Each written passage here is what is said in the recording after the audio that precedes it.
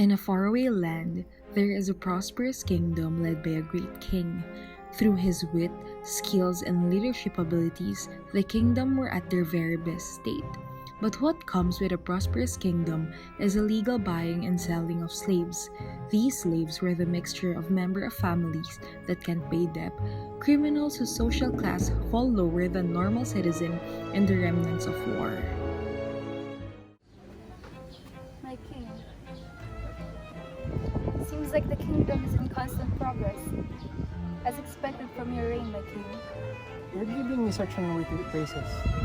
It would not be possible without you by my side. You're the reason why I want to strive harder and lead this kingdom to become more prosperous. Now you have reason to strive harder, my king. I've heard that. What? Really? Yes. If that's the case, we should celebrate. We're gonna hold a banquet and finally announce that there will be an heir to the throne. Leon! Yes, Your Highness. Go and prepare for the banquet. Send invitation to all the nobles in the castle. In your order, I will send my fellow men to prepare for the banquet.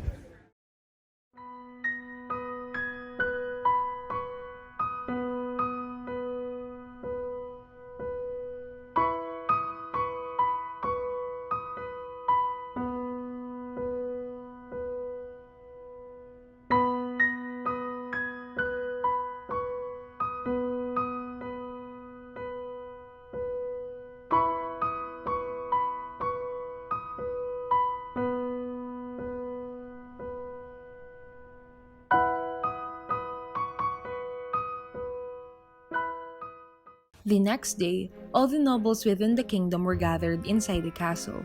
Some of them were curious and nervous as to why the king suddenly summoned all of them, but with all the food, music, and cheery ambience inside the large hall, they felt like there is nothing to worry about.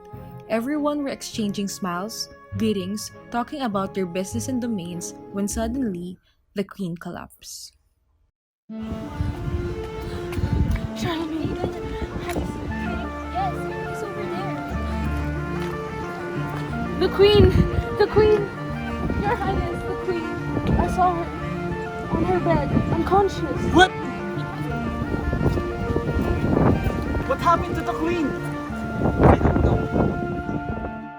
The whole kingdom grieves over the loss of their queen, but the one who grieves the most was the king. Different emotions were lingering in his heart: loneliness and the longing for his beloved wife. Why are you like this to me? You know that I love her more than anyone else, right? Am I a bad person? Why did you took her from me? If you're gonna be like this to me, I don't see any reason to follow your will anymore. When the queen died, the king lost himself. He locked himself in his chamber and ordered his soldier to never enter. The only one allowed to enter were the slaves. Your Highness, the advice chef has ordered you. It is best for your health. May you eat. I don't want to. But Your Highness, everyone is worrying about you. Are you deaf? I said I don't want to eat. You're gonna be sick. The king didn't bother to move as if he didn't hear anything. As soon as the two other slaves finished their task, they decided to leave. I am greatly worried about our kingdom. Either am I. Our king being depressed, everything seems to fall apart. I know, I think we need to tell this to everybody. They must know. I do agree with you. Because our farm, our stocks, we are in danger. I'm seeing it right now. Only if we can do something. We have to gather them right now. Charlemagne, Yes. we should call everybody. Okay. Everyone! Let's gather here. What's going on? We have gathered, all of you here, because the king is sick. What? Our kingdom is slowly falling apart. The king is very unstable, and it's getting out of hand. He's become aggressive, uncontrollable after Queen Leighanne's death. Yes, last time I tried to bring him food and he just threw it at me. I tried to understand, but I don't. I saw the glasses yesterday. It was shattered. it was revealed. Everyone, listen. Our kingdom is in great danger. Ever since the queen died, the king doesn't even bother to rule us anymore. And we're currently have a famine and shortage in our resources. We must act fast in order to prevent the fall down of our dear kingdoms. But how? We are incapable of doing what normal people can do. We are just mere slaves. We can't do anything. We can't read and write like them. How? But I think he's right. Meliodas, I do agree with your plan about overthrowing the throne. But how? I know somebody who has a poison. Poison? Yes, a poison that can cause a coma to the king. And the poison will be put on his food. Yes. The next day, the slaves went to the king's chamber to bring him food as usual, but this time, the food has a poison in it. The slaves walked past the knights without a problem and reached the king. Bethany, I think our kingdom, it's still in grave lost. And our king is under the coma right now. No one even bothered to rule us. Our resources, we're experiencing a very great shortage. How can we save ourselves? Leighanne, we may be smartest among the slaves, but we're still slaves. We don't even know how agriculture and technology works. We don't even know how to read and write. Slaves.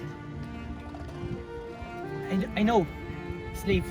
There's a other kingdom right beside us, right? Maybe one of us could work for them, and then that someone could provide for us, for our needs, for our kingdom, or that kingdom might support us back. So we're like working for two kingdoms now. Yes, maybe that could work. Because we don't know anything right now. We don't. That's probably a great idea. Your Highness, we are from the other kingdom. Our king is under coma right now. Maybe we could ask for help. Our kingdom is in a very unstable state. Our stocks, our resources, we have nothing right now. Maybe some of our slaves or some of our workers could work for you. Is that so? Don't worry. We're glad to be your help. Thank you. How about I choose one slave? One slave? But who? Him. Molly. At what price? I don't know, but I don't think we don't have to price it. We just need your support for our kingdom. Then it's a deal. Brother, I will come back for you. Maybe tomorrow or until our kingdom restore its proper order. Go now. I'm sorry.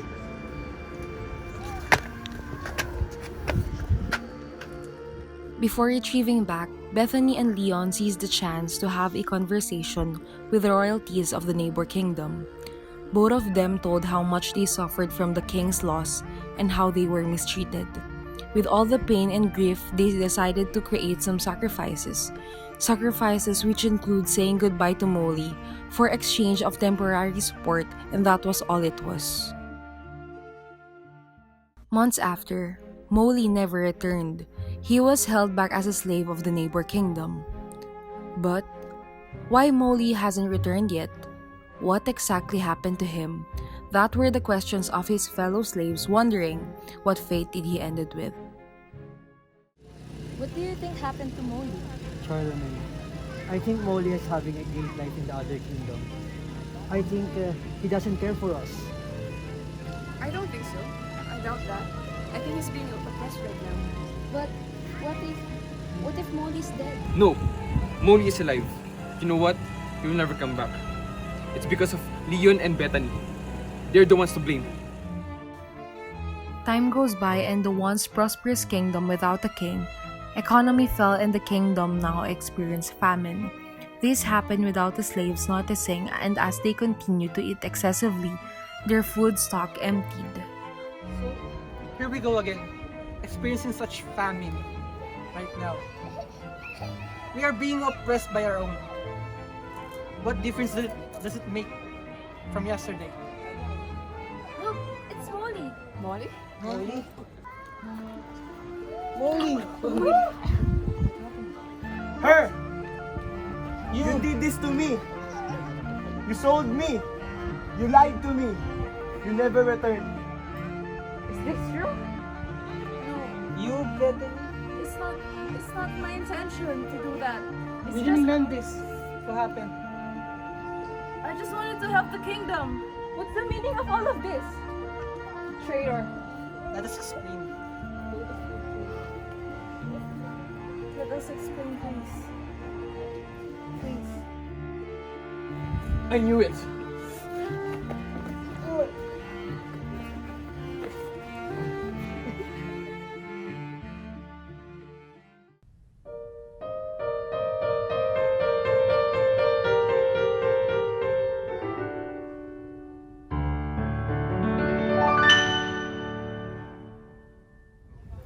Maybe it was all my fault.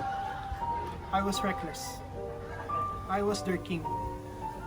Was I?